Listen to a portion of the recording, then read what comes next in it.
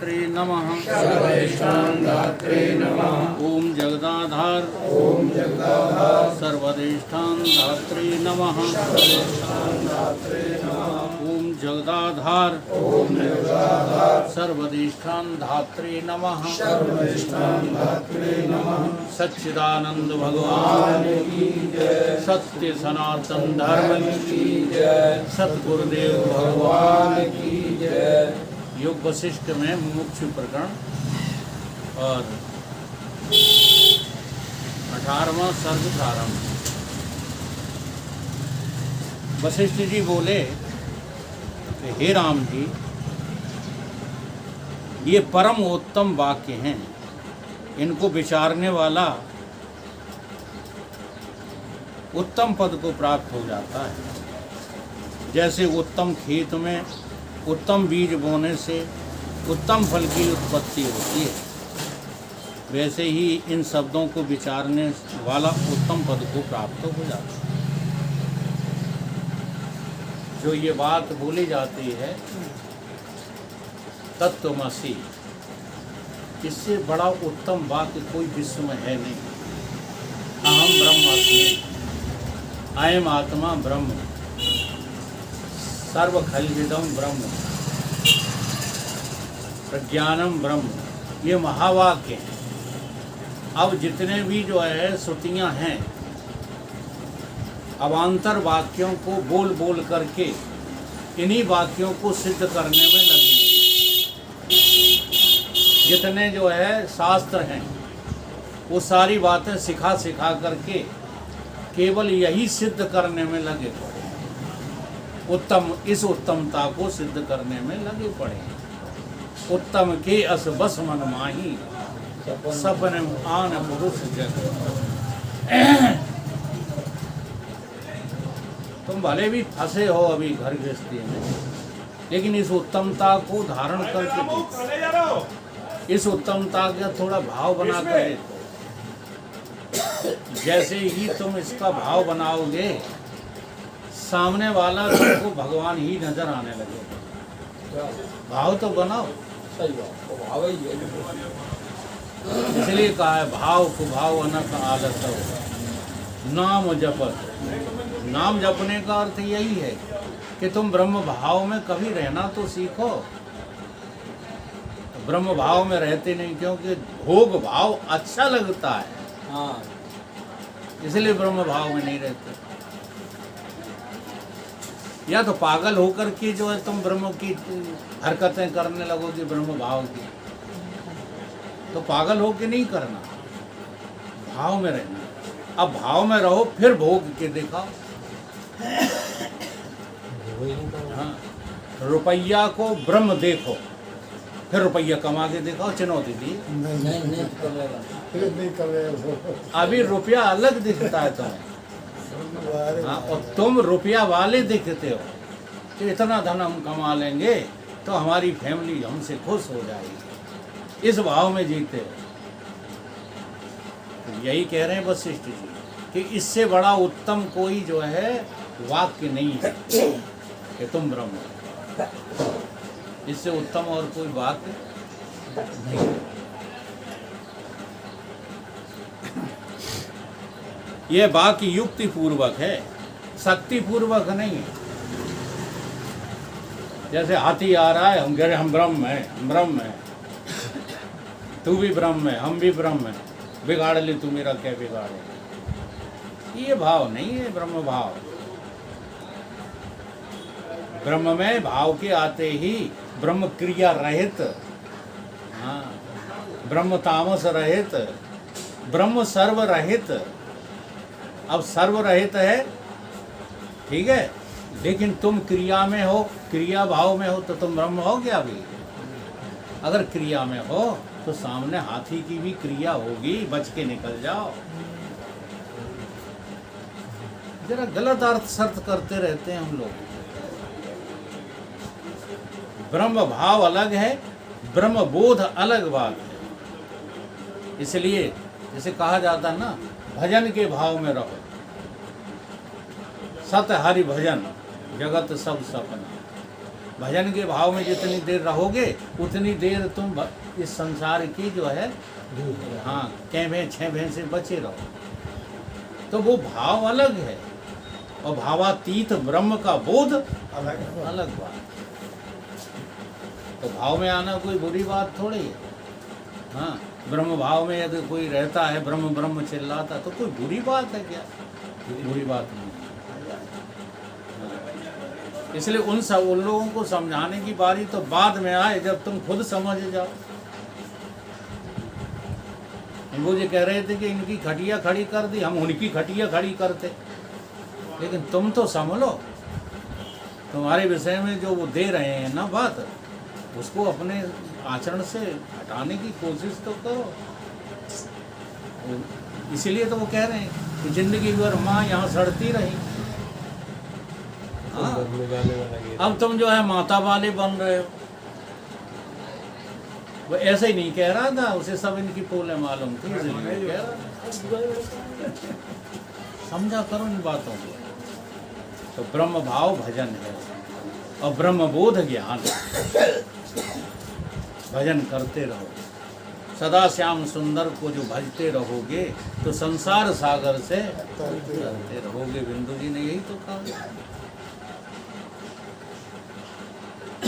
युक्ति पूर्वक कदाचित युक्ति से रहित वाक्यार्थ भी हो तो उनका त्याग करना चाहिए। अगर युक्ति नहीं जानते हो तो ऐसे वाक्यों को नहीं बोलना चाहिए। अगर युक्ति मालूम नहीं है, किसी ने पूछ लिया तुम ब्रह्म कैसे, अब ले गाड़ी खड़ी है तो मत कहो कि हम ब्रह्म हैं, यही कहो अबे तो हम यही हैं जो कर रहे हैं।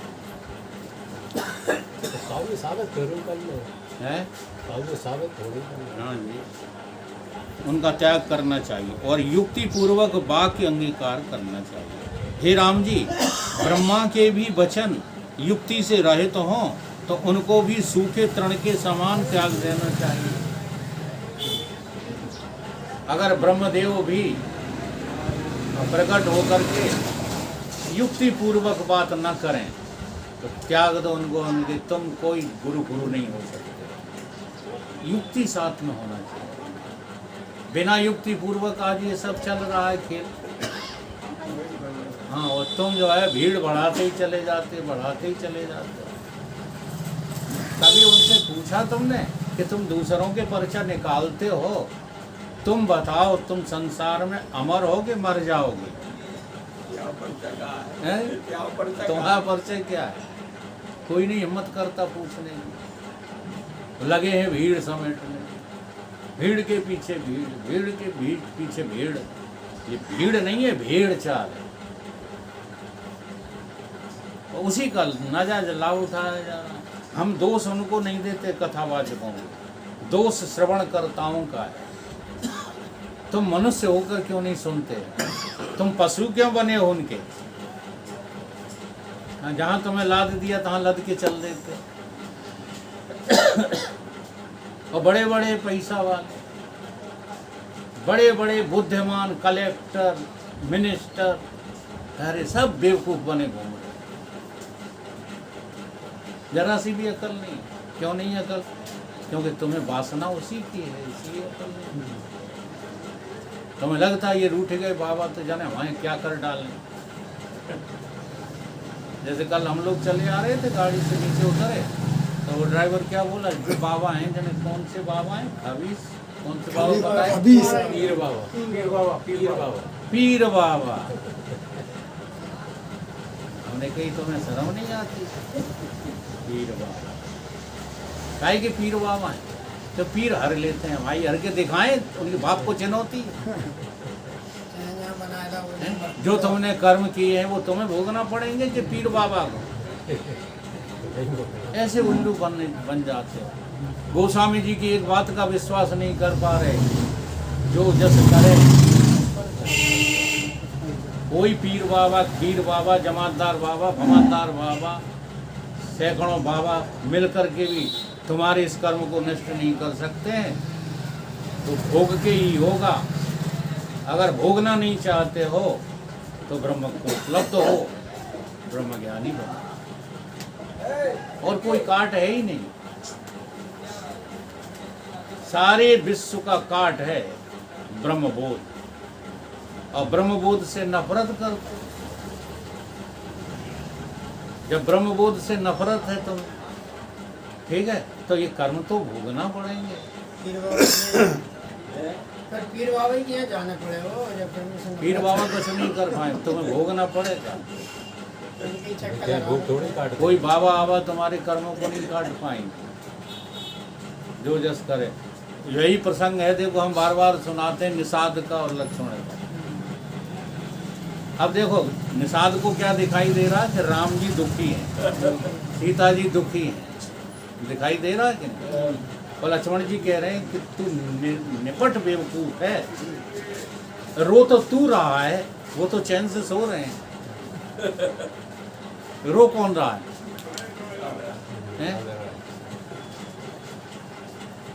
देख लो चैन में कौन है। अब जैसे हमारे धर्म सिंह भाई साहब इधर आज यहाँ कल वहाँ, लगता होगा ना कि 12 पाठ हैं ये।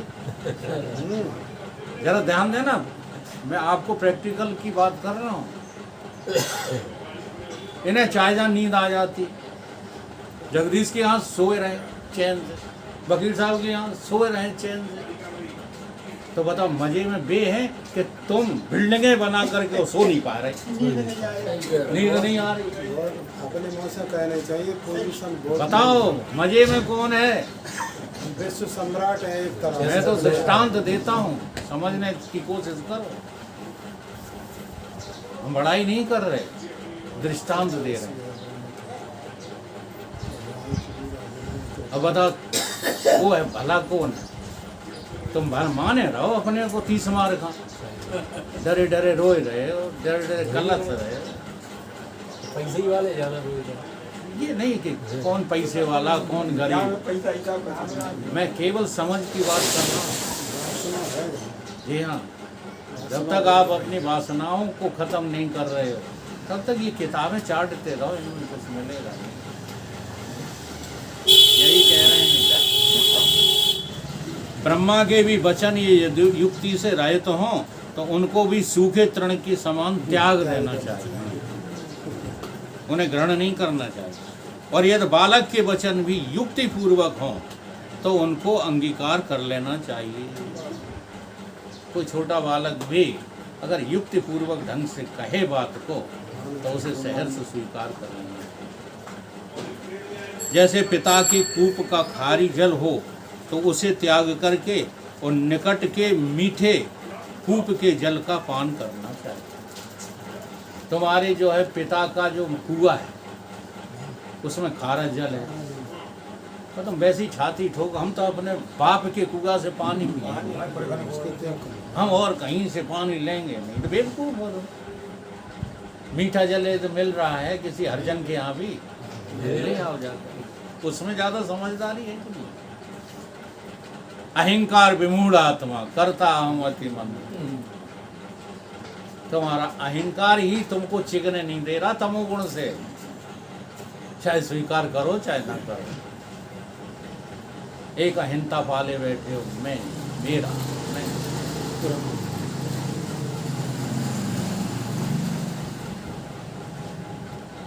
वैसे ही बड़े और छोटे का विचार न करके युक्ति पूर्वक वचन अंगीकार करना चाहिए। हे राम जी, मेरे वचन सब युक्ति पूर्वक और बोध के परम कारण हैं। जो पुरुष एकाग्र होकर के मेरे इस शास्त्रीय वचन को आदि से अंत तक पढ़ेगा अथवा विचार करेगा, श्रवण करके उसकी बुद्धि संस्कार तो हो जाएगी। संस्कार जो है चेंज करना पड़ेंगे। तुमने जो संस्कार पाल रखे हैं वो 2 कौड़ी की नहीं है। इन संस्कारों को हटा करके शास्त्र सम्मत संस्कार, श्रुति सम्मत संस्कार तुम्हें अपनी बुद्धि में भरना पड़ेगा। जब पहले वैराग्य प्रकरण को विचारोगे तो वैराग्य उपजेगा।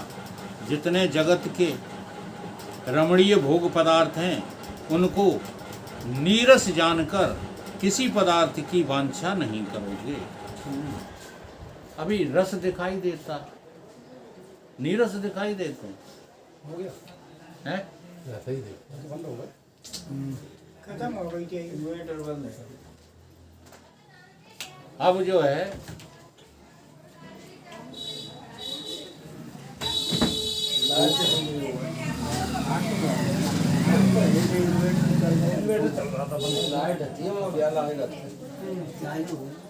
जब विचार से बुद्धि सुसंस्कारित होगी तब शास्त्र का सिद्धांत बुद्धि में स्थित हो जाएगा।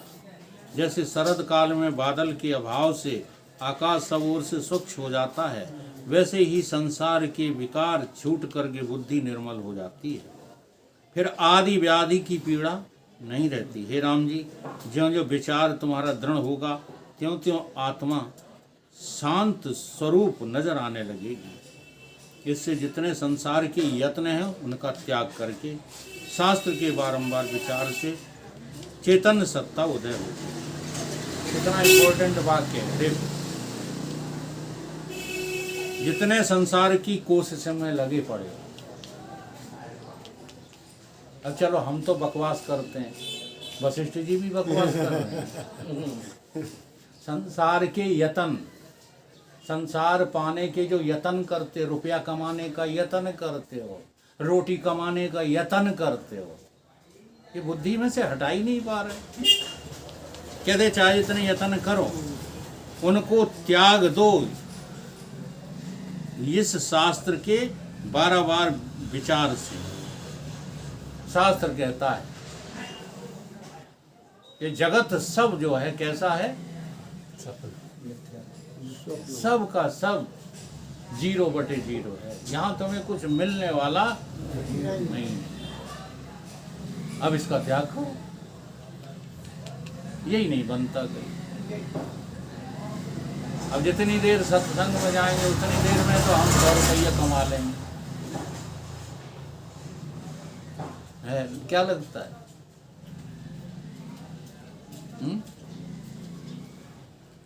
उनको लगता क्या है? सबको अलग अलग लगता है। अलग अलग तो लगता है, लेकिन लगेगा जिसको संसार 0 वही आगे बढ़ेगा। यहाँ बार बार जोर इस बात का है, खूब लगता रहे अलग अलग। अगर सबको ही ब्रह्म लगने लगेगा ना, हाँ, तो फिर ये प्रचार प्रसार, ये शास्त्रवाद सब बेकार है, लगता ही तो नहीं है। फिर चेतन सत्ता का जो है संस्कार उदय होगा और मोह आदि विकार की सत्ता धीरे धीरे नष्ट होने लगेगी।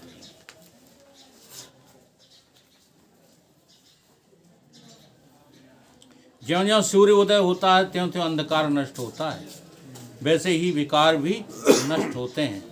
तब उस पद की प्राप्ति होगी जिसके पाने से संसार के क्षोभ मिट जाते हैं। जैसे शरद काल में मेघ नष्ट हो जाता है, वैसे ही संसार के क्षोभ भी मिट जाते हैं। हे राम जी, जिस पुरुष ने कवच पहना हो उसको बाण नहीं भेद सकते, वैसे ही ज्ञानवान पुरुष को संसार के राग और द्वेष भेद नहीं सकते। ये राग और द्वेष ब्रह्मज्ञानी का कुछ बिगाड़ नहीं सकते। चाहे जितने तुम राग करते रहो उनसे, चाहे जितना द्वेष करते रहो, ना वो रागी से प्रभावित होते हैं और ना द्वेष करने वालों से अपनी छाती जलाते हैं। ऐसे होते हैं ब्रह्मज्ञानी सब। अगर ये क्षमता तुम में आ जाए तो बस बन गया काम। देखिए, झूठ मूठ कहने से थोड़े हम किसी से नहीं जलते। तुम बिना जले काम करोगे ही नहीं। तुम्हें किसी से जलन हो रही है इसलिए तो काम कर रहे हो, पैसा क्यों कमा रहे हो? उससे ज़्यादा कमा लो। हाँ, किसी न किसी से जल करके। सारी श्रुतियां एक भाषा बोल रही हैं। यस्तु सर्वाणि भूतानि आतन आत्मन एव अनुपश्यति। जो एक बार उस आत्मा को देख लेता है ततो न विजुगुप्सते। उसे किसी से घृणा नहीं रहती, किसी से राग नहीं रहता। देख तो लो पहले, तुम अपने को आत्मा देखा ही नहीं पा रहे, आत्मा आत्मा चिल्ला रहे हो। देखते क्या हो? शरीर देखते हो, धनवान देखते हो, बलवान देखते हो, हैं, ऐश्वर्यवान देखते हो, ब्राह्मण देखते हो, ठाकुर देखते हो, वैश्य हरिजन देखते हो। धरती उखाड़ ली है लोगों ने, सबके अलग अलग एक भगवान निर्धारित हो गए हैं।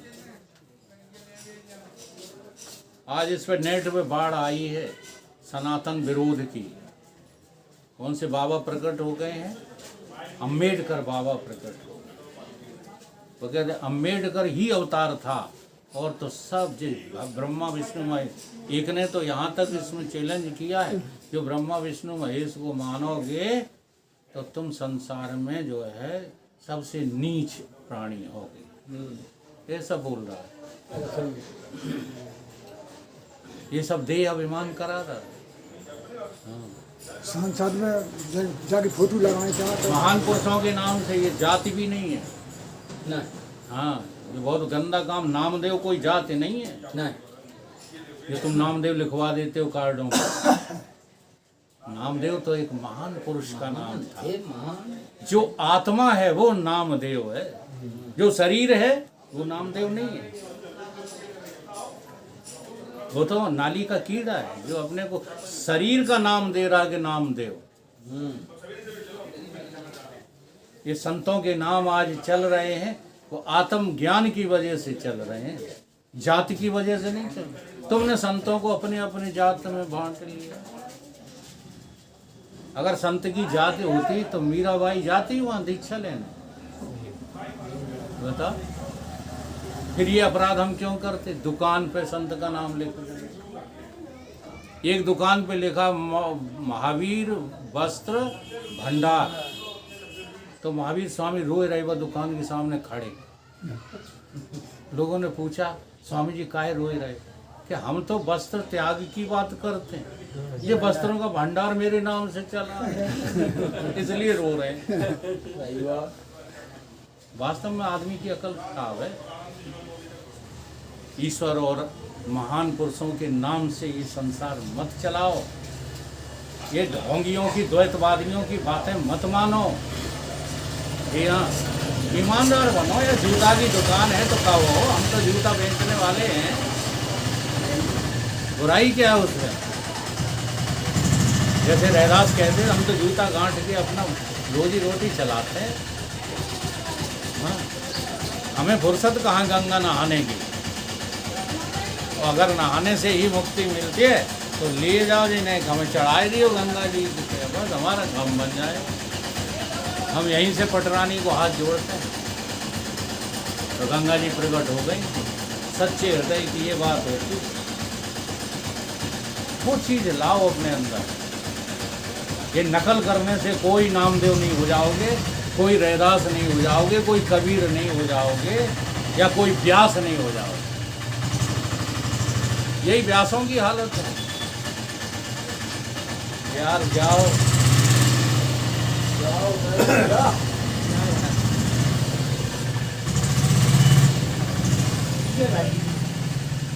हमारे गुरुदेव का पदार्पण हुआ मंच पर। एक व्यास जी कथा कह रहे थे सुंदर कांड की, तो सारी भीड़ खड़ी हो गई गुरुदेव के आने पर। व्यास जी ने जो है अपना मंच ही नहीं छोड़ा। जिनके लिए दुनिया जो है सब कुछ छोड़ के भागती है, ऐसे महान युग पुरुष के आने पर भी उनने मंच नहीं छोड़ा। वे वो अपने साइड में बैठ गए। कछु महापुरुष तो ऐसे ही होते हैं, मस्त मौला। बिल्कुल नमस्कार हो। हाँ, लेकिन जैसे ही माइक आया, प्रवचन शुरू हुआ, तो उन्हीं के ऊपर ऐसा भीगा पनाह दिया व्यास जी को। अगर समझदार होंगे तो बिलबिला गए होंगे। जानते हो क्या कहा उन्होंने? महाराज जी ने ये कहा, धोखे निकसत राम, तुलसी जिनके मुखानत है, धोखे निकसत राम, इनके तन की पगतरी। हाँ, मेरे तन का मतलब इतना नीचा दिखा दिया उस व्यक्ति को कि मुंह सूख गया उनका। उनसे सुंदरकांड न पढ़ा जाए। ये महापुरुष के लक्षण होते हैं। महापुरुष किसी के नाम का दुरुपयोग नहीं करते। कि नहीं राम जी हमारे छत्री के यहाँ हुए हैं तो हम अपने दीवार पे ही लिख दें, हनुमान जी को टांग दे। अब देखो कितना गंदा काम है, लोग विचार नहीं करते। अपन तो अब वृद्ध हो गए हैं, ऐसी बातें शोभा नहीं देते हैं, लेकिन युवा लोगों को समझाने की बातें हैं। बजरंग बली को टांग के कमरे में तुम जा कर के गंदे काम करते हो, ये उनका अपमान है या सम्मान है? वे तुम्हारी पहरेदार हैं। इतना ही सीखा है तुमने केवल। हनुमान जी तुम्हारे नौकर हैं, यही बातें सिखाई जा रही हैं। इन्हीं को लेकर के भीड़ बढ़ा। तो वशिष्ठ जी की बात मानो।